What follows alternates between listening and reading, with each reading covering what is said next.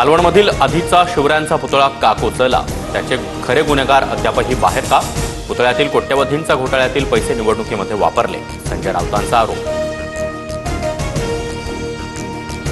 नाशिकमधील काठेगल्ली दर्गा अतिक्रमण प्रकरणी पालिकेच्या कारवाईला सुप्रीम कोर्टाची स्थगिती. 21 एप्रिलला पुढील सुनावणी. तर दर्गा दगडफेक प्रकरणी आतापर्यंत 25 जण अटके.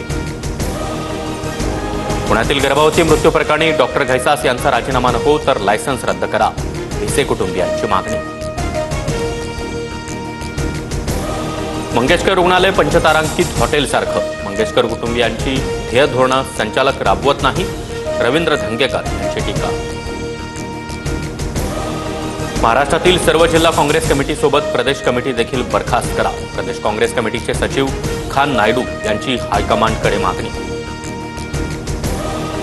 श्रीगोंद्यातील संत शेख मोहम्मद महाराज मंदिर जीर्णोद्धारावरून वाद पेटण्याची शक्यता.